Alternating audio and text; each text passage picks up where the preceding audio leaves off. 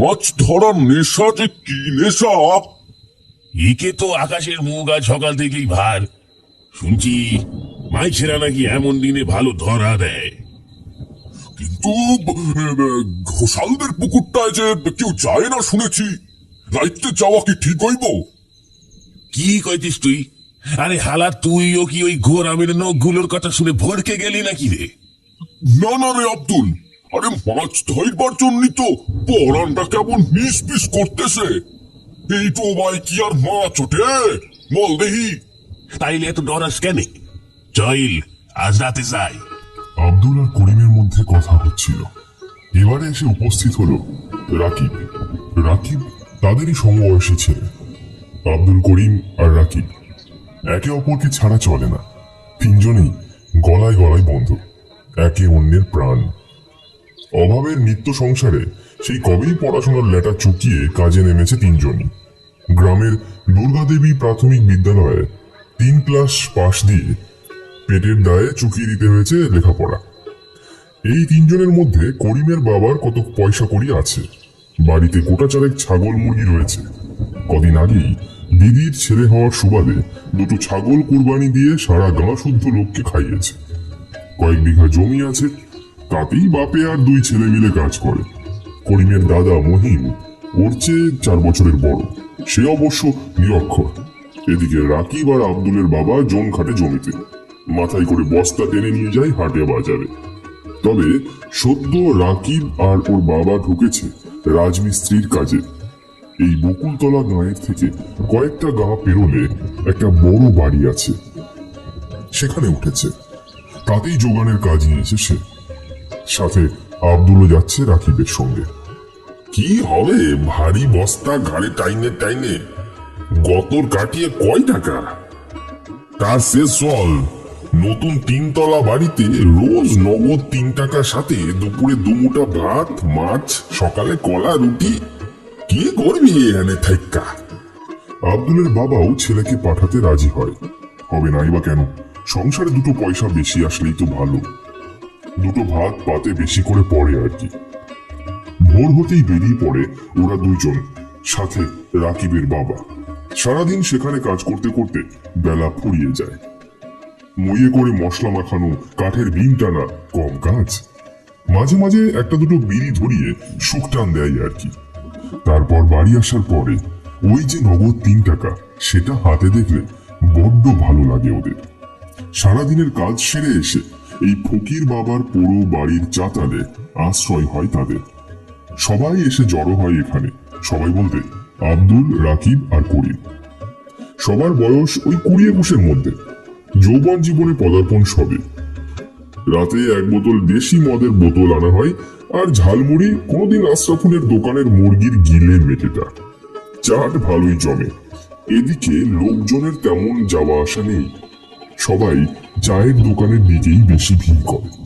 গ্রামটা ভদ্রপাড়া নয়, বাপে ছেলে একসাথে বসে মদ খায়, কিন্তু এরা কখনো তা করেনি। আজকে আগেই চলে এসেছে আব্দুল আর করিম। রাকিব পরে এলো একটা মদের বোতল আর গিলে মেটে নিয়ে। আরে এই আশফাকুল শালাটাকে একদিন কিছু করেই দেব আমি। শালা রোজকার কাস্টমার আমরা, তাও কয়দিনই দাঁড়াও মাংস চাপাই দিতাছি। দোকানে লোক আছে এই সব কয়। আর রাখ তোর লোক, জানে আমরা আসবো। আজকে বেশ করে শোনাই দিছি। সন্ধ্যা প্রায় হব। আব্দুল লুঙ্গিটায় আরো শক্ত গিট লাগিয়ে বলল, মাল পড়লে আর কিছুই চাই না। মাথা গরম করিস নে, আজ রাইতে ঘোষালদের পুকুরে মাছ ধরতে যাচ্ছি। সে যে জঙ্গলের আগি, রাইতে যাওয়া ঠিক হইব তো? তোরা তো দেখছি ভিতর ডিম আসিস সব কটা। হ্যাঁ, কেন কেন ঠিক হইবে না রে? কেন? ওখানে কি জিন আছে? আহা, চটিস কেন? আমি কইতাছি বর্ষাকাল, সাপ ব্যাঙের তো উৎপাত রইছে। আরে রাকিব, সিট নেওয়া বইলে ও সব কিছু মনে লাগে না। তখন মনটা খালি সিপ আর মাছের পানে টানে। মাছ ধরতে তো কতদিন যাওয়া হয় নাই। তাই তো কইছি আইজ রাইতে চল। শুনছি ও পুকুরে হেন ঘোষালরা জাল ফেলাইনি। আষাঢ়ে শেষাশেষি হতে চললো, এখন সব মাসে ডিম পাড়ার সময়। আরে জুরি জুরি মাস। সাই তবে কেউ ডাকতে আইবি? রাকিব, তোর বাসা আগে, পরে তুই শিব নিয়ে আইবি দায়িত্বে। আচ্ছা, কিন্তু আকাশে মেঘ করছে, বৃষ্টি হইলে আব্বা আম্মু যাইতে দিবে না। আরে হইব না বৃষ্টি, এ আষাঢ়ে মেঘ গর্জায় বেশি। তবে কাল আব্বার হাতে খুব পেটান খাইছি রে। আব্বার থেকে টাকা লইছিলাম, সালা বুঝতে পাই নাকি সারণটাই না দিল। কি হইল আব্দুল, গেলাস ফাঁকা তো, নে নে, গিলে মেটেটা কি করিছে মাইরি। এই গরিবের পেটে এইটা পাওয়াও যেন আল্লাহের অশেষ দান। মদ শেষ করে বোতলটাকে ছুঁড়ে ফেলে দিল পাশের জলা জায়গাটায়। এখানে মদের বোতল জমতে জমতে একটা ঢিপি হয়ে গেছে। বর্ষায় জল পড়ে এই পরিত্যক্ত বাড়িটার দালানে পচা গন্ধ বের হয়, কিন্তু পেটে পড়লে সেটাও যেন প্রাসাদ। ওরা তিনজন একে অপরের উপর ঢলে পড়ল। বলছি, বাড়িতে পিঁপড়ার ডিম খইল আছে তো? আইছে, আমায় কিন্তু না ডাকতে হইলে আমি যাবো না। এত কথা কস কেন? তোরে তো কইলাম ডাকো। ওই পুকুরে পাহারা নাই, জঙ্গলে ধারে রাস্তায়, আর ওখানে লোকজনও আইবে না, তারা খাওয়ারও ভয় নাই। আইস মাছ ধরলে কাইল আমাগো বাসায় দাওয়াত রইল তোদের। আরে ভাই, তাহলে তো যাইতেই হয়, মাছের লোভ যে বড় লোভ গা। চলো ওঠ, রাইতে কটা বিড়ি আর দেশলাই ইলিশ। ঠান্ডায় বইসে থাকলে শীত লাগে, বিড়ি ধরিয়ে বসলে পরানটাই সুখ হয়। হা হা হা, ঠিক আছে, বিড়ি আমি দিব। এখন বাসায় যা, রাইতে পেটে কিছু দিয়া ঘুমান দিবি, তারপর সবাই ঘুমাই গেলে চলে আইসিস। সেই মতো তিন তরুণ যুবক বাড়ি গেল। মুখে মদের গন্ধ ভক ভক করছে। তাতে কি, ছোট লোকের পাড়ায় বুঝি এসব কেউ দেখে? বাড়িতে আব্বা আম্মি কিছুই বলবে না, সারাদিন গতরে খাটা কাজ, একটু জুড়ানো তো দরকার শরীরটার। এই সহজ সত্যিটা বুঝে নিয়েছে তারা। বাড়ি গিয়ে সবাই দুটো ভেজানো ভাত মুখে দিয়ে বিছানায় গেল। খাটের তলা থেকে বের করে রাখলো ছিপগুলো, অবশ্যই আব্বা আমি চোখ লুকিয়ে। একতাল খোল ময়দা দিয়ে মেখে পুড়ে রাখলো ছিপের পাশে। ওদের তিনজনের বাড়ি একই গায়ের হলেও এক জায়গায় নয়, বরং কিছুটা দূরে দূরে, মিনিট খানেক লাগে যাওয়া আসাতে। একটা জোরে শব্দ করে মেঘ ডাকলো, আর শুরু হলো মুষলধারে বৃষ্টি। ঘরের ফুটো চাল দিয়ে টিপ টিপ করে জল পড়তে লাগলো। বিছানাটা একটু সরিয়ে নিয়ে শুলো বকুলতলা গায়ের অনেকেই। ঘরের কুপিটাই তেল নষ্ট হবে বলে সেটাও নিভিয়ে ঘুমিয়ে পড়লো সবাই। ওইটুকু তেলে যে গতকালের রান্নাটা হবে। সবাই ঘুমালেও শুধু ঘুমলো না তিনজন, অপেক্ষা করতে লাগলো চোখ বুজে শুয়ে ডাক আসার। আব্দুল, রাকিব আর করিম। এই আব্দুল, আব্দুল, কিরে? একটা কণ্ঠস্বর শুনে চোখ খুলল আব্দুল। আরে চোখ বুঝে কখন ঘুমিয়ে পড়েছে সে খেয়ালই নেই আব্দুলের। উঠে বসতেই মনে পড়ল সে তো নিজেই বলেছিল আজকের রাতে যাবে ঘোষালদের পুকুর পাড়ে মাছ ধরতে, কিন্তু তারপর এলো মুষলধারে বৃষ্টি, সাথে এক নাগাড়ে বাজ পড়ার শব্দ। আব্দুল ভেবেছিল যা বৃষ্টি নেমেছে কেউ না আসলেই ভালো, এবং কেউ যে আসবে না সেটা নিশ্চিত হয়ে ঘুমিয়ে পড়েছিল আব্দুল। কিন্তু ঘড়িতে কটা বাজে, কত প্রহর, কিছুরই জ্ঞান ছিল না আব্দুলের। জানলাটা খুলে বারান্দা থেকে আসা কুপির নিভু নিভু আলোয় দেখতে পেল একটা অবয়ব। একটা হাতে ছিপ আর একটা হাতে কাগজে মোড়া কিছু একটা নিয়ে দাঁড়িয়ে আছে। লম্বা রোগা শরীর আর মাথায় ঝাঁকড়া চুল দেখে আব্দুল ঠাকুর করতে পারল এটা রাকিব। এক নাগাড়ে মুষলধারে বৃষ্টি পড়ে যাচ্ছে, আর মাঝে মাঝে কড়াত কড়াত করে মেঘ ডাকছে। তুই এত ঝড় বৃষ্টির মধ্যে এলি, আমি ভাবলাম এত বৃষ্টি হয় তো কেউ আসবে না। ওমা, তুই তো তখন বললি ঝড় বৃষ্টি পড়লেও যাবো, তাই তো এই সমস্ত জোগাড় জানতি করে নিয়ে এলাম। আব্দুলের মোটেও ইচ্ছে করছিল না এই অবস্থায় বাইরে বেরোতে, কিন্তু যেহেতু রাকিবকে কথা দিয়েছে যাবে বলে, তাই আর পিছপা হতে পারল না। করিম কোথায়? দরজা ইটে ঘুমাচ্ছে। আরে, ডাকিস নাই? বহুবার, কিন্তু কোনো সারা শব্দ নাই। সবাই এমন বৃষ্টির রাতে নাকে সর্ষের তেল মাইক্কা ঘুমাচ্ছে। আব্দুল পড়ল মহা ফ্যাসাদে। মোটেও মন যেতে চাইছে না। একেতেই ঝড় জল, তার মধ্যে ঘুমটা কেবলে এসেছিল বৃষ্টির ঠান্ডায়। কিন্তু কথা তো দিয়েছে সে নিজেই। সেই মতো এত বিপদ মাথাতে নিয়ে যখন আসতে পেরেছে, তখন আর কি চেষ্টা করে মোটা কাঁথাটা সরিয়ে নিয়ে বসলো আব্দুল। ভিতরে আইসা দাঁড়া, বৃষ্টিটা ভিড়িস না, গা গরম হবো।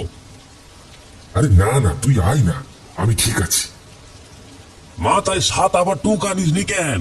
বৃষ্টি পড়ছে। টোকা খুঁজেই পেলাম না। সাতাটাই ইঁদুরটাই কাটিছে। তাছাড়া ঘোষালদের পুকুর পাড়ে ছাইনি মতো আছে। গরমের দিনে তো ওইখানে বসেই রেতে ঠান্ডা হাওয়া খেতে খেতে পাহারা দিত ভুবন পোদ্দার। আব্দুল আর বেশি কথা বাড়ালো না। একটা জরাজীর্ণ ছাপড়ি ঘর মতো আছে ঠিকই, কিন্তু এমন ভরা দুর্যোগে সেটার অবস্থা যে কি হয়েছে তা মনে মনে কল্পনা করে নিল আব্দুল। নিচ থেকে ছিপ আর একদলা খোল নিয়ে মাথায় একটা টোকা পরে বেরিয়ে আসলো আব্দুল। রাকিব বৃষ্টিতে ঠাই দাঁড়িয়ে দাঁড়িয়ে ভিজছে। ভোরবেলায় আব্বা আম্মা ওঠার আগেই ফিরে আসবে বলে বেরোলো তারা। চোখের সামনেটা সাদা লাগছে বৃষ্টির চোটে। একটা কুকুর বেড়ালেরও টিকিট দেখা নেই, থাকবেই বা কেন? খেয়ে আর এমন পাগল আছে যে এত সুখের ঘুম ছেড়ে আসবে মরতে? পাগলেও নিজের ভালো বোঝে। টোকা পড়ে থাকার জন্য শুধু মাথাটা না ভিজলেও সারা শরীর ততক্ষণে ভিজে জবজবে হয়ে গেছে আব্দুলের। আর তাতেই শীতল ঝোড়ো হাওয়া শরীরটাই কাঁপুনি দিতে থাকলো তার। কানে শোঁ শোঁ শব্দ আসছে শুধু। একটা বাড়ির সামনেও মশাল লাগিয়ে রাখেনি কেউ। কেই বা আসবে এই অবস্থায়? এই রাকিব, এত হন হন করে শুনছিস কেন? হ্যাঁ, আসতে শোন। এই কাদায় পড়লে মাছ ধরা তো যাবেই, সাথে হাত পা ভেঙে ঘরে পয়সা থাকো। বৃষ্টিতে হাঁটতে বেশ মজা লাগে। প্রথমে রাকিব আর পিছনে পিছনে আব্দুল যাচ্ছিল। বৃষ্টির জল ভেঙে ছপাত ছপাত শব্দ হচ্ছে পায়ে চলা মেঠো পথে। আব্দুল ভাবল তার জ্বর জ্বালা হলে আর রক্ষে নেই। ছোট বয়সে একবার জ্বর এসেছিল, সে জ্বর 3 মাসের আগে যায়নি। তাই জ্বরে বড্ড ভয় লাগে আব্দুলের। ঘরে টাকা পয়সা তেমন নেই। জ্বর জ্বালা হলে আবার কাজে যেতে পারবে না, কাজে না গেলে আবার টাকাও আসবে না। সামনে তাকায় আব্দুল। রাকিব কেমন যেন কোনো ছাতা বা টোকা ছাড়াই নির্লিপ্ত ভাবে হেঁটে যাচ্ছে। তার মধ্যে কোনো রকম কোনো জড়তা নেই। খটকা লাগে আব্দুলের। অমন কাদা ঝড় জলের মধ্যে পথ ঠাউরাচ্ছে কি করে? এই রাকিব, একা একা অমন হন হন করে হাঁটছিস যে বড়? এমন রাতে কি একা হাঁটতে ভালো লাগে? তাতে চল, দুইজন গল্প করতে করতে পথ চলি। পথটাও তো তেমন মন্দ দূরে নয়, একেবারে গায়ের শেষ মাথায় জঙ্গলের ধারে। তো আয় না সাথে। অমন মিউ মিউ করে হাঁটলে হবে মেয়ে ছেলের মতো? অন্য সময় তো কথা না বলে থাকতে পারিস না, একভাবে বকিস। এখন কি মুখে কলু আটকানোর আঠা লাগিয়েছিস রাকিব? কি বলবো, আর তো সামান্য পথ। চল বরং পা চালিয়ে পথ চলি, তাড়াতাড়ি পৌঁছে যাব। ভোর হলেই কিন্তু চলে আসবো। আপা দেখলে ভিড় হলো কেলানি আসে কপালে। রাকিব কোনো কথা বলল না, তবে হাঁটার গতি আস্তে করলো। আর কাকতালীয় ভাবে বৃষ্টির বেগও খানিকটা কমলো। ফিস ফিস শব্দে বৃষ্টি হচ্ছে, তবে শীতটা করছে খুব। নাকের কাছটাই সুরসুর করছে, কাঁচা জল টানছে আব্দুলের। আকাশের পানে তাকিয়ে দেখলো আব্দুল, না, আকাশটা পরিষ্কার হয়েছে বেশ। বৃষ্টি নেই। কালো মেঘের ফাঁক দিয়ে চাঁদ লুকিয়ে লুকোচুরি খেলছে যেন। সে যেন হাঁটছে না, দৌড়াচ্ছে। একটু কেমন যেন অন্যরকম লাগে আব্দুলের। কেন এমনটা হচ্ছে? অন্য সময় মাছ ধরার এমন একটা নেশা থাকে, এখন যেন সে নেশাটা টের পাচ্ছে না। এই রাতে একা নদীর পাড়ে বসে জ্যান্ত মাছ ধরে ঝুলিতে পুড়ে রাখার মজাটাই বেশ দারুণ। আগেও কতবার এ বিল ও খালে মাছ কাঁকড়া ধরতে গেছে, তবে তখন অবশ্য সবাই মিলেছিল। কিন্তু এই ঘোষালদের পুকুর পাড়ে কখনো আসেনি সে। এই প্রথমবার মাছ ধরবে এখানে বসেও। আকাশটা বেশ পরিষ্কার, সামনেই দেখা যাচ্ছে পুকুরটা। চারপাশে উঁচু ঢালু মাটি, কাদা পাক, তারপরেই পুকুরে যেতে হয়। আব্দুল, আয়, সাবধানে আয়, এখানে কাদা আছে। প্রায় আধ ঘন্টা মতো বৃষ্টিতে হেঁটে আসার পর দেখা মিলল পুকুরের। এখন আকাশে পূর্ণিমার মতোই বড় চাঁদ। গতকালকেই পূর্ণিমা গেছে, আর আলোই চারপাশে সবই ঠাহর করা যাচ্ছে। মাথার টোকাটা খুলে বগল দাবা করে এক প্রকার লাফিয়ে নিচু জায়গায় নামলো আব্দুল। এসব তার ছোট থেকে অভ্যাস, তাই এত রাতেও কোনো অসুবিধা হচ্ছে না। নদীর সামনে সব বাধা পেরিয়ে ঢালু জায়গায় উঠতেই প্রথমেই নজরে এলো ঘোষালদের ছাউনিটা। মাথার উপর বিচুলির খড় দিয়ে বানানো সেটা, পাটকাঠি আর কালো তিরপলে ঢাকা একটা বস্তি গোছের কিছু। যাক, একদিকে তিরপলটা বৃষ্টির তোড়ে হেলে গেলেও চালটা মজবুত আছে, আর ভিতরে খাটিয়ার বাঁশগুলো আস্ত আছে দেখে ভালো লাগলো একটু আব্দুলের।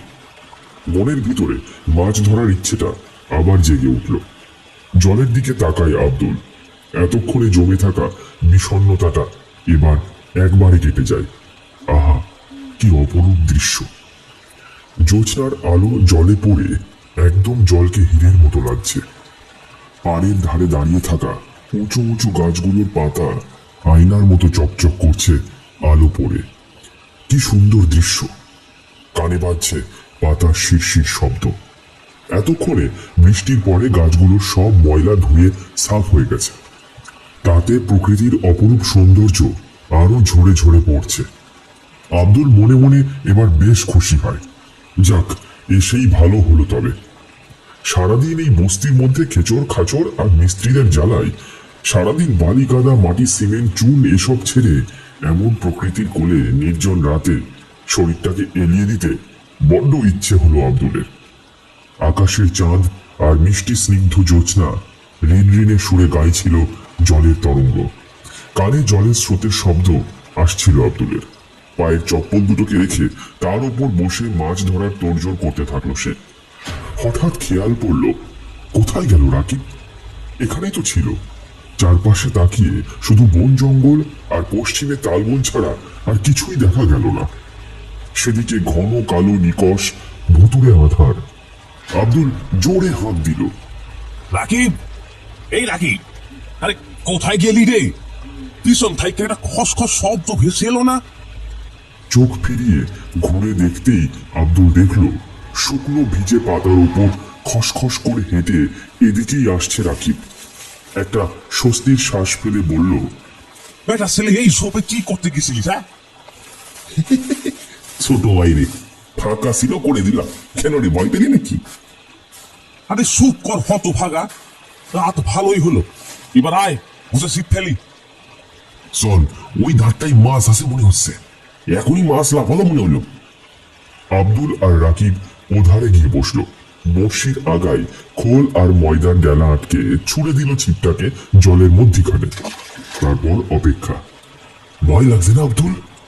কেন রে, আমায় কি হারুন সালেমের খোকার মতো জুজুতে ভয় পাওয়া ছেলে ভেবেছিস? হারুন সালেমের ছেলের বয়স হবে মাত্র 2 বছর। বেটার ভূত আর জুজুতে বেশ ভয়। নিজামগঞ্জের মুদির দোকান হারুন সালেমের, সেই সূত্রে পরিচয় তার ছেলের সাথে। মাঝে মাঝে ঘাড়ে বিড়ি চা দেয় হারুন চাচা। এই পুকুরে নাকি ও বাড়ির কে যেন ডুবে মরেছে কয়েককাল আগে, তাই বললাম শুধু, আর কিছু না। একজন না, 2 জনই মরেছে ডুবে। শুনেছি ওই জন্যই তো কোনো লোকই আসে রাতে থাকে না, কেউ পুকুর জমা নেয় না। ঘোষাল বাড়ির ছেলেরাই রাত বিরেতে পাহারা দেয়, তেমন কেউ জালও ফেলে না। শুনেছি কি সব নাকি অমঙ্গল হয় ওই মাছ টাছ তুললে। সোনা গল্পের ধুরো ওইটুকুই, হেঁটে উপরই পাও না আমাদের। মাঝে মাঝে রাতে এসে পুটলি ভরে মাছ নিয়ে পরের দিন দাওয়াত দেওয়া যাবে। যা রটে তার কিছু হলেও তো ঘটে রে আব্দুল, না হলে কি আর লোকজন টাকার লোভেও রাতে পাহারা দিত না? ঘোষালরা বিক্রি করতো না মাছ। সব কিছু উড়িয়ে দিও না বন্ধু। ওই ওই দেখ, ওই দেখ, মাছ উঠছে রে, মাছ উঠছে। ছিপটা টেনে মাছটাকে হাতে তুলে নেয় আব্দুল। ছোট বেটা মাছ ছটফট করছে কষ্টে, নিপুণভাবে বড়শিটাকে ছাড়িয়ে দিয়ে মাছের প্যাকেটটাই রাখলো মাছটা আব্দুল। সাথে সাথে খপাত করে সেই মাছটা ধরে নিল রাকিব। তারপর মাছটার গায়ে পরম যত্নে হাত বুলাতে বুলাতে মাছের দিকে এক দৃষ্টিতে তাকিয়ে থাকলো রাকিব। আব্দুল রাকিবের এই ভাবভঙ্গি দেখে অবাক হয়ে গেল। এমন ভাব তো কখনো করেনিও। ধমক দিয়ে বলল, ন্যাকামো করস, রাত বিড়িতে দামড়া মনদের কাণ্ড দেখো। রাকিব এবার আর কিছু বলল না, চুপচাপ মাছটা নামিয়ে দিয়ে বলল, আমি ওই মাছটা দেখছিলাম, কি সুন্দর নরম শরীর মাছটার। চাঁদের জ্যোৎস্নার আলোতে হীরের মতো চকচক করছিল রূপালি আঁশগুলো।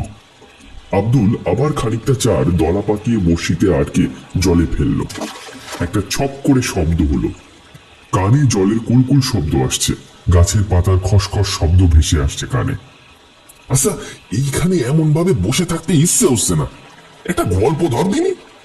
তা কথাটা মন্দ বলিস নি, করাই যায় কিন্তু গল্প। তা কিসের গল্প করবি? ভূত ছাড়া আর কিছু জমবে না এই পরিবেশে। এতক্ষণে কাজের কথায় আইলি, তবে উদ্যোগটা বন্ধ না, মাছও ধরা হবে আবার গল্পও শোনা হবে। তাছাড়া এত সুন্দর পরিবেশ, আমার না ওই সারাদিন ইট কাঠের কাজ, মিস্ত্রিদের চেঁচামেচি একদম ভালো লাগে না। তাই তো তোকে বুদ্ধি করে নিয়ে এলাম, করিমটা ঘুমাচ্ছে, না হলেও খুব ভালো করে দেখতো এমন ফুটফুটে জ্যোৎস্না। প্রথমে তোর ওপর রাগ করেছিলাম, অমন বৃষ্টির দিনে ঘুম সেরে উঠতে ইচ্ছে হয়নি। তারপর এখন মনে হচ্ছে না, আসলে মনে হয় এত সুন্দর দৃশ্যটা পেতাম না। সাথে ভূতের গল্প। শুরু কর ভাই, শুনি গল্প। আগে তুমি ভাই, আমার গল্পটা অনেক বড়, অনেক সময় নিয়ে বলবো, শেষে তুই বলে দে। আছে একটা ঘটনা ঠিকই, তবে সেটা ঠিক ভূত না, শয়তান বা জিন বলতে পারিস। তা বল শুনি তোর গল্পটা। বলছি ঘটনাটা ঘটেছিল আমার ছোট ফুপুর সাথে। আমি আমার নানির মুখে শুনেছি ঘটনাটা। আমার ছোট ফুপু এখন থাকে নিজামগঞ্জে। ছোট ফুপা গ্রামের হাটে বসে সবজি বিক্রি করে। টানাটানির সংসারে ফুপু আর ফুপা দুটো চালে ডালে খায়। দিনকাল ভালোই যাচ্ছিল। ফুপুর একটা মেয়ে হওয়ার বছর দিন পরে আবার ফুপুর পেটে বাচ্চা আসে। সেই সময় ঘটে সেই বিশ্রী ঘটনাটা। ছোট ফুফা একদিন বাড়ি ছিল না, সে গিয়েছিল কাজে। বাড়িতে ফুপু মেয়েকে নিয়ে একাই ঘরে ছিল। রান্না সেরে উঠোনের পাশে এঁটো বাসি ফেলতে গিয়ে একটা কালো বিড়ালকে দেখতে পায় ফুপু। ফুপুর ছোট থেকে বিড়াল খুব পছন্দ ছিল, তাই অমন ফুটফুটে ছোট্ট কালো বিড়ালের ম্যাও ম্যাও ডাক শুনে বড্ড ভালো লাগে ফুপুর। কি রে, খিদে পেয়েছে? মাছ খাবি? বিড়ালটা কেবল ম্যাও ম্যাও শব্দ করে হাত পা তুলে ইটু কাটাগুলোকে দিয়ে ঘর থেকে একটা মাছের ল্যাজ বার করে নিজের হাতে দেয় সেই বিড়ালটাকে। বিড়ালও মহানন্দে ফুপুর পা সারতে সারতে মাছটা খেয়ে নেয়। ফুপুর বড্ড ভালো লাগে কারো বিড়ালটাকে। বিড়ালটা রোজ আসে ফুপুর কাছে মাছ ফাছ খেতে, আদর খেতে। ফুপু তিন বেলায় নিজের পাতের থেকে ভাত তুলে দেয় বিড়ালটাকে।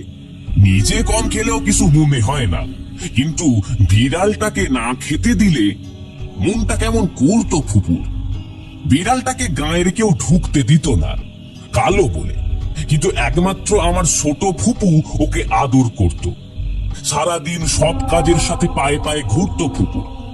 এইসব কথা ফুপা কিছু জানতো না, কিন্তু একদিন সুপি সুপি নিজের পাতের ভাত না খেয়ে বিড়ালটাকে ডেকে খাওয়ানোর সময় দেখে ফেলে ফুপা। আর তখনই যায় ফুপা ভেজায় গরম হয়ে। আমার সারাদিন শরীরের ঘাম ছড়িয়ে কাজ করব কোথায় তোমায় ভালো রাখবো বলে, আর তুমি নাকি নিজে না খেয়ে ওই বেড়ালটাকে খাওয়াচ্ছ। আমার ওকে ভালো লাগে, ও খাবে, আমার ও কটা ভাতে চলে যায় ভালো। আমার ভালো লাগে বললে হবে? শরীরের কি অবস্থা, রোগা হয়েও কি দশা। এত খাটনি করি তো তোমাদের মুখে দুটো ভাত এনে দেবো বলে। আল্লাহর রহমতে কাজটা পেয়েও গেছি। সেই রক্ত পানি করা ভাত ওই কুচকুচে কালো বেড়ালটাকে দেবার জন্য। জানো, ওই বিড়ালকে নিজামগঞ্জের কেউ ঢুকতে দেয় না? নিজের চেহারাটা আয়নায় দেখেছ?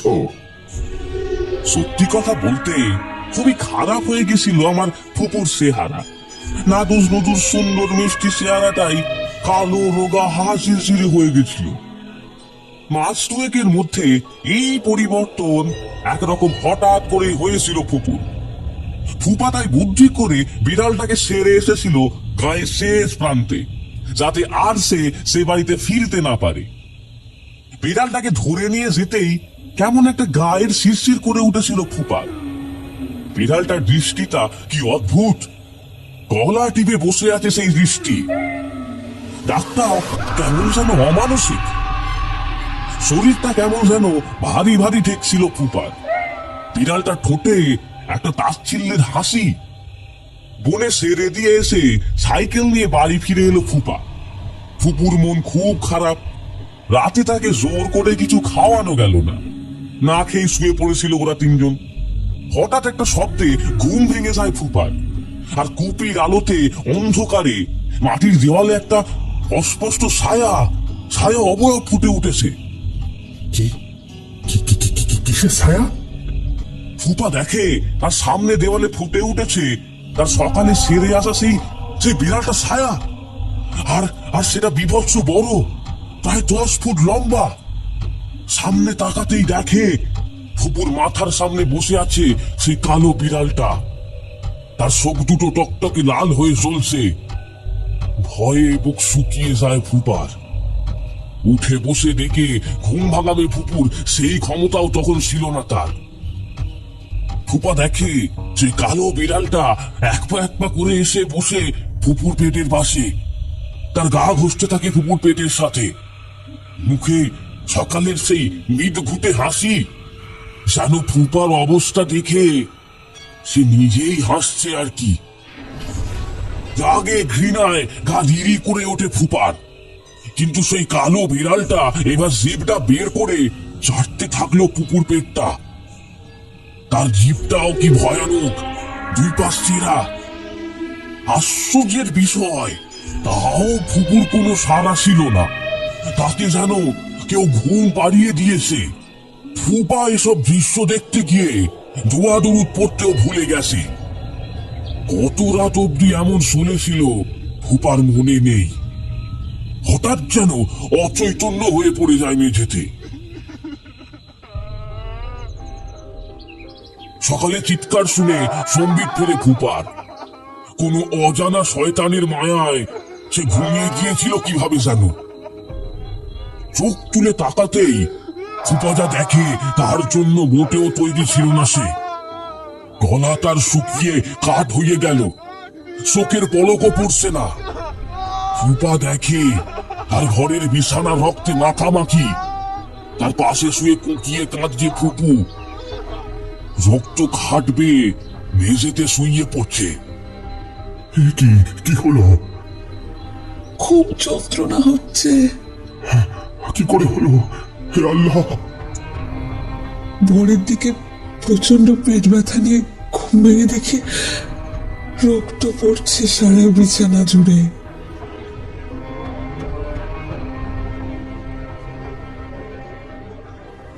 এ বাড়িতে জিন এসেছিল বিড়ালের বেশে। ওই জিনদের কাজ মহিলাদের সাথে সারাদিন ধরে থাকা আর সুযোগ বুঝে তার শরীরের সব শক্তি শুষে খাওয়া। আল্লাহর দয়ায় তোর বিবি বেঁচে গেছে। যখন তোর বিবি খোলা চুলে পর্দা ছাড়া বাইরে মাছের আঁশ এঁটো কাটা ফেলতে গেছিল, তখনই জিনের নজর পড়ে তোর বিবির ওপর। আর জিন তার মায়াতে বশ করে তোর বিবিকে। তাই এত ভাত মাছ নিজের পাত থেকে তুলে সেই বেড়ালকে খাওয়াতো।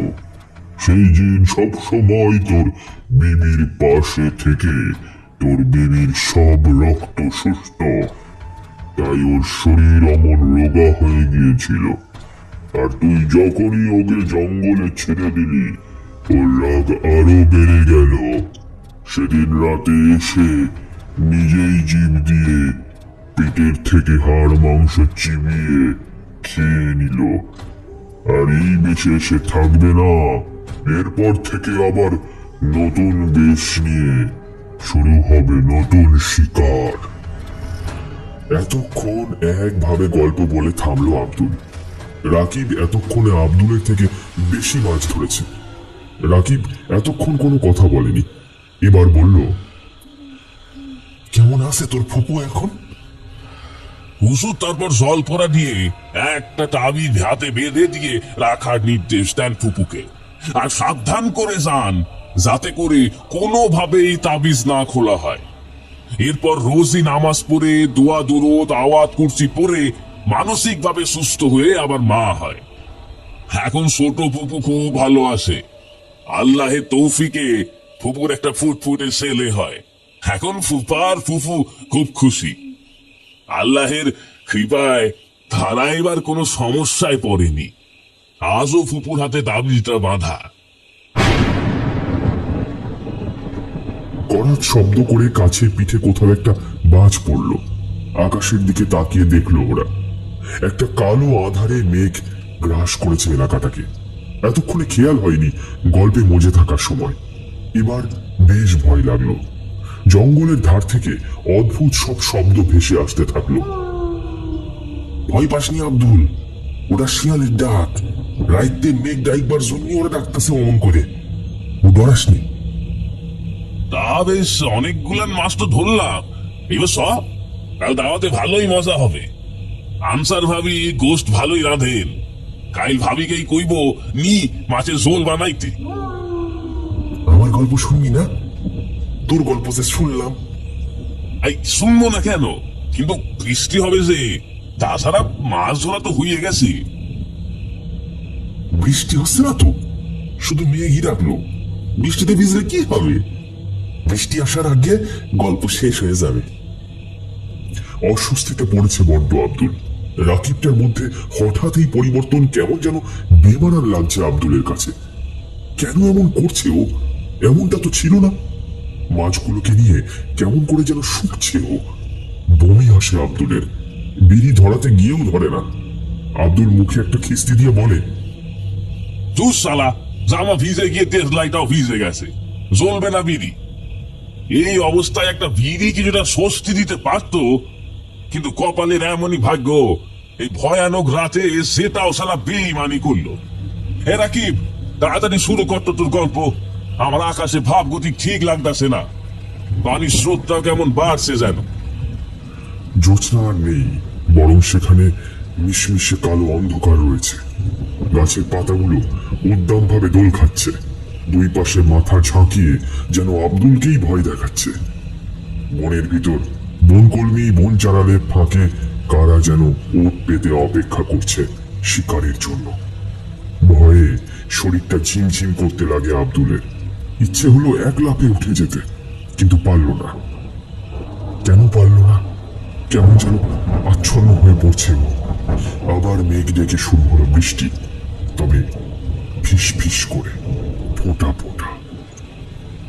ঘোষালদের সেই সময় ছিল জমিদার বাড়ি। তিনতলা বাড়ি জুড়ে থাকতেও জমিদার বাড়ির সব বংশধরেরা তাদের ছেলে পুলে নিয়ে। বিলাস বেসনে কোনো কমতি ছিল না। বউগুলো সব স্বর্ণে মুড়ে থাকতো। ঘোড়াশালে ঘোড়া, গোশালায় গরু, সবই ছিল ভরা ভরা। জমিদার বাড়ির পাশে ছিল খামার, সেইখানে চাষের মালপত্র। ধানের গোলা ছিল, আর ছিল কাজের লোকের জন্য করা ঘর। এই নিজামগঞ্জ ছিল গরিব পাড়া, আর তার উপর জাতে বেশিরভাগটাই ইসলাম। জমিদার গোপাল নারায়ণ সেবার ইংরেজদের সাথে হাতে হাত মিলিয়ে জমির কি যেন আনা নেওয়া করলেন। পেলেন মিলেচ্ছেদের সম্মান, রায় বাহাদুর উপাধি।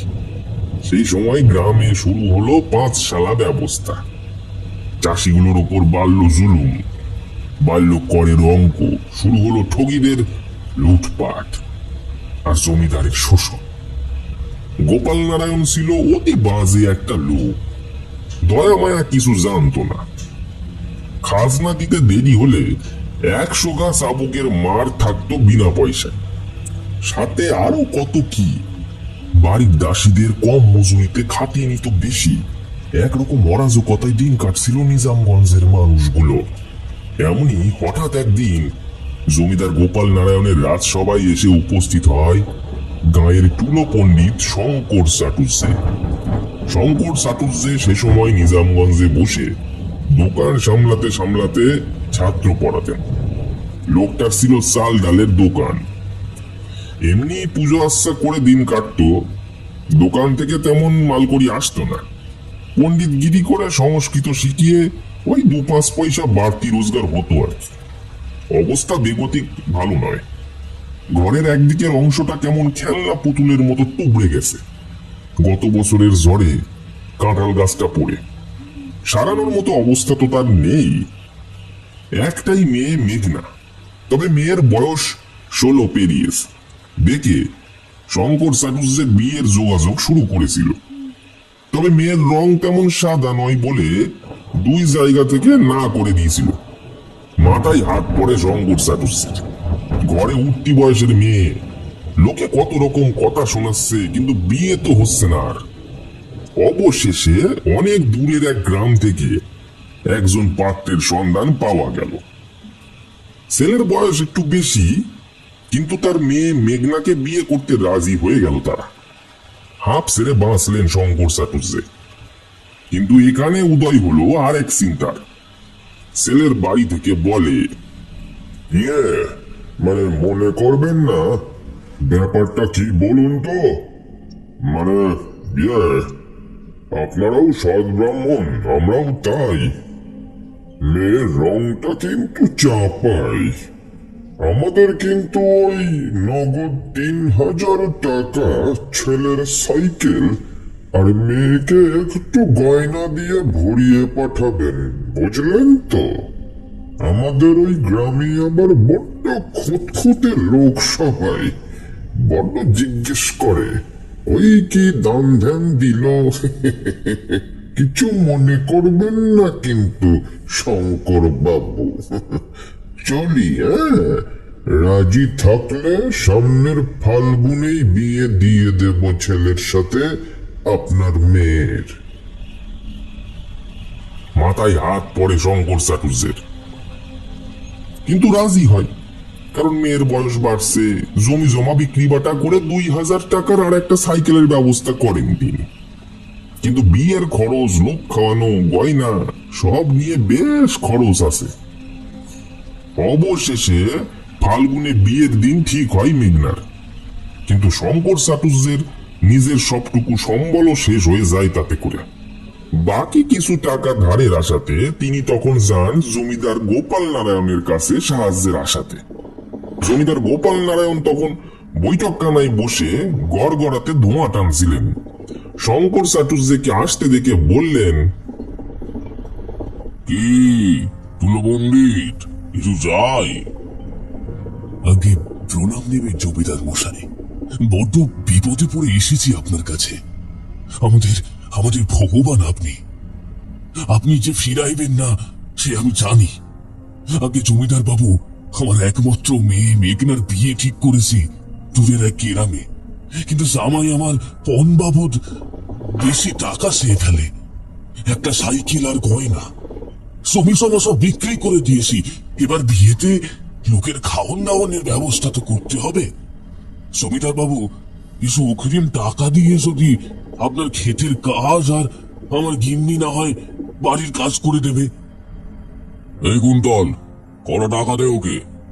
আর শোনেন চাটুর্যে মশাই, এই টাকা 1 বছরের জন্য দিলাম। জমি থেকে যা আসবে তার সবটাই আমাকে দেবেন, আর আপনার গিন্নি বাড়ির সব কাজ করবেন। যদি রাজি থাকে তো বলেন। না না, এসে কত বড় উপকার হলো আমার। বলছি যে আরেকটা কথা রয়েছে। আপনাদের পুকুরে বড় বড় রুই কাতলা রয়েছে। যদি বিয়ের দিন গোটা কয়েক 5 মাস পাওয়া যেত, তাহলে বর্ষার্থীদের সামনে মাথা উঁচু করে থাকতে পারতাম। সে না হয় পরে দেখা যাবে। যদি জেলেরা মাছ না ধরে দেখা যাবে। এখন আপনি টাকাটা নিয়ে যান, আর হ্যাঁ, গিন্নিকে পাঠিয়ে দিন আজ থেকেই বিনা পয়সা চাকরানি বানাবো। শঙ্কর চাটুর্যে চোখের জল নিয়ে ফিরে এলো বাড়ি। ও গিন্নি, গিন্নি, এই দেখো জমিদার মশাই টাকা দিয়েছেন 1 বছরের অগ্রিম। এতে মেয়েটা ভালো করে হয়ে যাবে, কিন্তু তোমায় ওই বৎসর জুড়ে কাজ করে যেতে হবে জমিদার বাড়িতে, আর আমার মাঠে। মাত্র এই কটা টাকা তো, এর থেকে সেলাই করে আমি বেশি করতাম। ওই জমিদার গোপাল নারায়ণ একটা বাজে লোক, গরিবের রক্ত চোষা লোক। ও আমাদের এভাবে বিপদে ফেলে ইচ্ছে করে মজা নেবে, মানুষের মতো খাটাবে, ঋণের জালে জড়িয়ে ইচ্ছে মতো শাস্তি দেবে। ওর কাছে 1টা পয়সা ধার করলেও নাকি এই জীবনে মেটানো যায় না। পাশের বাড়ির সুবন্ত শেষে গলায় দড়ি দিয়ে মরল।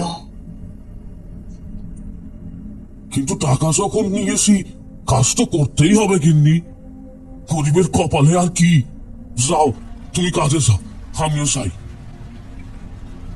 যতটা অমানসিক কাজের বোঝা চাপিয়ে দেবে ভেবেছিল জমিদার গোপাল নারায়ণ, এই কাজের ভার তার চেয়েও বেশি বলেই মনে হলো তাদের।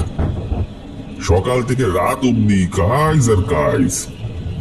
জমিদার ইচ্ছে করে বাকি চাকরানীদের ছুটি করে দিয়ে শঙ্কর চাটুর্যের বউকে দিয়ে করাচ্ছে। সারাদিন এত পরিশ্রম সহ্য করতে পারেন না দুজনে, কষ্ট আর কষ্ট। মেয়েটার বিয়ের দিন আসে অবশেষে, কিন্তু শঙ্কর চাটুর্যে আর তার গিন্নির শারীরিক অবস্থার অবনতি ঘটে চরমে। হায় ভগবান, এক বাবা তার মেয়ের বিয়ের জন্য নিজের সবটুকু দান করে দেন, নিজের রক্তটুকু। তারপর লোভীগুলার বাড়িতে মেয়ে পাঠিয়েও মেয়ে সুখী হয় না, চলে অত্যাচার। বাবার নামে কুকথা, অপমান সইতে হয়। বিয়ের আগের দিন সন্ধ্যায় শঙ্কর চাটুর্যে এলেন গোপাল নারায়ণের কাছে জমিদার বাড়িতে। জমিদার মশাই, আমার কটা মাছ যদি ধার দেন বড় উপকার হয় বাবা, মেয়েটার বিয়ে। জমিদার তখন নেশায় মত্ত, কয়েকটা বাইজির সাথে নেত্যলীলায় আমোদে মশগুল। শঙ্কর চাটুর্যের কথায় কর্ণপাত করলেন না সে। শঙ্কর চাটুর্যে কিছু উত্তর না পেয়ে কি করবেন ভাবতে লাগলেন। অবশেষে ভাবলেন, জমিদারের মন তো এতটুকু দয়া নিশ্চয়ই থাকবে, এতদিন কাজ করলাম, উনি নিশ্চয়ই কিছু বলবেন না। তাই রাতের অন্ধকারে কোমরে গামছাটা নিয়ে আর একটা সিপ নিয়ে কানাই চরণকে ডেকে নিয়ে গিয়েছিল মাছ ধরতে। কপাল ভালো, রাতের মধ্যেই নরম তুলতুলে মাগনের মতো চকচকে 4টে রুই মাছ নিয়ে হাজির হয় শঙ্কর চাটুর্যে আর কানাই চরণ। পরের দিন বিয়ে বাড়িতে টুকটাক আত্মীয় স্বজনরা এসেছে। সেই দিন জমিদার গোপাল নারায়ণ গোসাল তাদের গোসাল পুকুরের মাছ ধরে। জেলেরা ভোরে মাছ ধরতে যায়, কিন্তু মাছ কম ওঠে। জমিদার গোপাল নারায়ণ যায় রেগে। আজ না শঙ্কর চাটুর্যের মেয়ের বিয়ে, ওই বেটাই মাছ চুরি করেছে। ওর জন্য ভালো ভালো রুইগুলো জালে আটকালো না। বেটা আমার টাকা ধার করে আবার আমার পুকুরে মাছ ধরেছে। চল ওর বাড়ি, ওই বেটাকে ধরে নিয়ে আয়, ওর কাছ থেকে পুরো ক্ষতিপূরণ আমি নেব। লাঠি আল্লাহ সেই মতো আদেশ পালন করতে যায়। লাঠি নিয়ে চলে আসে একেবারে শঙ্কর চাটুর্যের বাড়িতে। লাঠি আল্লাহ এসে দেখে তার গিন্নি সহ আরো 2জন মহিলা রুইয়ের পেটি কেটে গরম তেলে ভাজছে। ওদিকে মেয়েকে সাজিয়ে বসানো হয়েছে। গোদলি লগ্নেই বিয়ে, তাই বরযাত্রীরা বিকেল থাকতেই রওনা দিয়েছিল। বিয়ে বাড়ি সবাই অবাক হয়। আজ অব্দি এমন অপবাদ কেউ দিতে পারেনি, কিন্তু আজ বাড়ি ভরা লোকের সামনে এ কি অপমান! ও কি হলো? ও মা গো, কেন গো ওনার নামে এমন মিথ্যে বদনাম কেন দিচ্ছেন? কি করেছেন উনি? রাতের আধারে মাছ চুরি করেছে। আজকে মাছ ধরতে গিয়ে জালে মাছ ওঠেনি। সব মাছ তো এখানে, কি করে হবে? আমি গেছিলাম জমিদার মশাইয়ের কাছে বলতে, কিন্তু কিন্তু উনি তো কিছু বলেননি। তাই ভাবলাম মেয়ের বিয়ের জন্য আমি আমার স্ত্রী 2জন মিলে সব কাজ করি। ভাবলাম মেয়ের বিয়ের উপটৌকন ওটা হবে। পরে অবশ্য আমি ফিরিয়ে দিতাম, ক্ষতি বাবদ টাকা না হয় কাজ করে পুষিয়ে দিতাম। চুরি করে বড় বড় কথা, এখনই সবার সামনে তোকে নাক পথ দিতে হবে চুরির দায়ে। শালা মেয়ের বিয়ে চুরি করা জিনিসও দিচ্ছিস? এই বলেই মাছগুলোকে মাটিতে সরিয়ে ফেলে দেয় লাঠিয়ালরা। তখনই উপস্থিত হয় বরযাত্রী আর বর। লাঠিয়ালরা কয়েক গা পিঠে বসিয়ে দেয় শঙ্কর চাটুর্যের।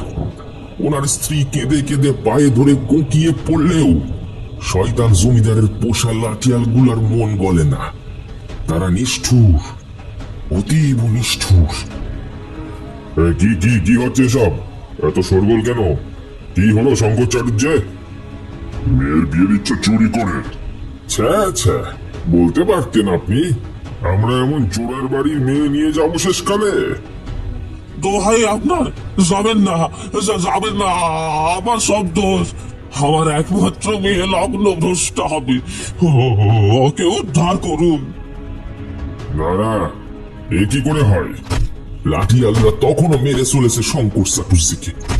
আর সহ্য করতে পারে না মেঘনা। বাড়ির ভিতর থেকে কোণে সাজিয়ে এসে পায়ে পড়ে লাঠিয়ালদের। ছেড়ে দিন, বাবাকে ছেড়ে দিন।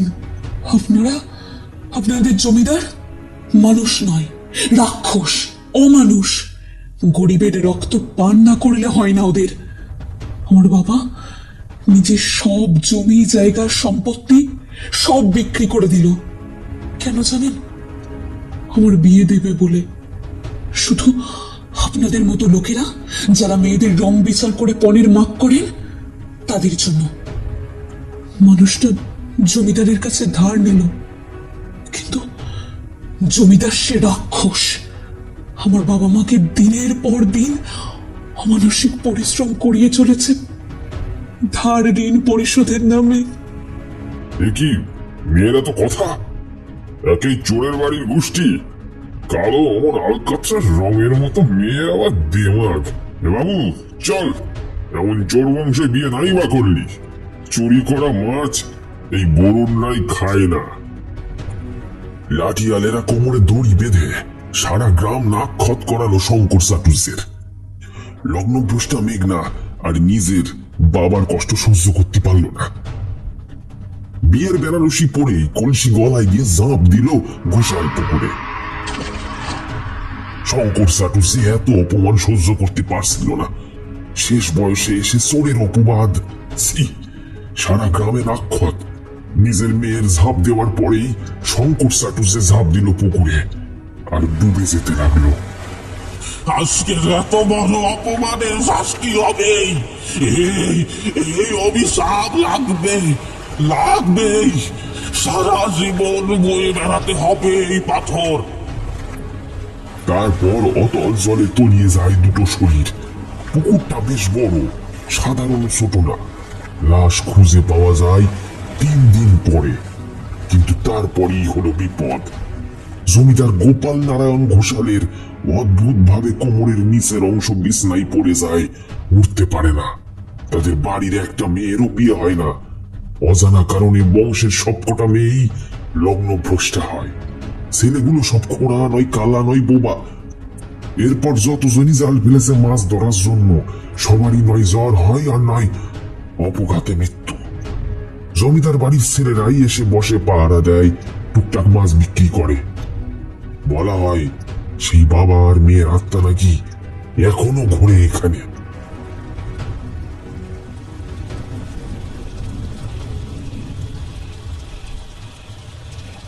ধীরে ধীরে বৃষ্টিটা এবার চরমে পৌঁছেছে, কিন্তু গল্পটা কেমন আচ্ছন্ন করে রেখেছে আব্দুলকে, তাই ও দেখতে পাচ্ছে না। রাকিব কাঁচা মাছ পরম আনন্দে মুখে পুড়ে খাচ্ছে। তুই কি করে জানলি? একবার আমার পানে চেয়ে দেখ। আব্দুল তাকিয়ে দেখলো রাকিবের দিকে। বিদ্যুতের এক ঝলক আলোই আব্দুল দেখলো একটা মধ্যবয়স্ক পুরুষ আর পিছনে লাল বেনারসি আর গয়না পরে বসে আছে একটা মেয়ে। বুকটা কেঁপে উঠল। পাশে রাখা একটা মাছও নেই, সবগুলো ওর পেটে। কিন্তু লোকটা রাকিবের গলায় কথা বলছে কি করে? তাহলে এতক্ষণ কার সাথে এলো, কার সাথে গল্প করলো? জিজ্ঞেস করলো, কে আপনি? এতক্ষণ তো আমাদের গল্পই শুনলেন, চিনতে পারলে না? আমি মেঘনা, আর উনি আমার বাবা শঙ্কর। জমিদারের শিকার হয়ে আজ আমরা এখানে। আব্দুল যেন পাথর হয়ে গেছে, বৃষ্টিতে ভিজে যাচ্ছে, অথচ কোনো সার নেই, দম বন্ধ হয়ে আসছে ওর। তোমায় ভাবলাম একটু গল্প শোনাই। আমাদের কষ্ট করে মরার কথা, আমাদেরও একা লাগে বড্ড। কাউকে পেলে ভালোই লাগে। আমি আর আমার মেঘনা দুজনেই থাকি ওই পুকুরে। কেউ এলে গল্প করে আর কি। আব্দুল এবার তাকালো, দুটো মূর্তির মধ্যে চোখ নেই, চোখের জায়গায় কালো গহ্বর, মুখটা অসম্ভব প্রসারিত, শূন্যে ভাসছে দুইজনে, মুখের পাশে লেগে থাকা আঁশ। দুটো মূর্তি তাকিয়ে আছে শুধু আব্দুলের দিকে। আচমকা তারা এগিয়ে আসে এক পা করে, আর বলতে থাকে, আমাদেরও একা লাগে, আমাদেরও একা লাগে। আব্দুল শুধু দেখতে পায় একটা কালো চামড়া ওঠা শুকনো হাত এগিয়ে এলো তার গলা লক্ষ্য করে।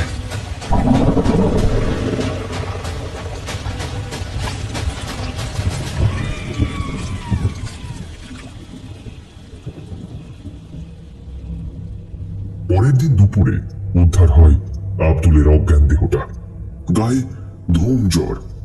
সে পড়েছিল ঘোষাল পুকুরের ধারে। সেদিন রাতে রাকিব, করিম কেউ এত বৃষ্টিতে বের হয়নি।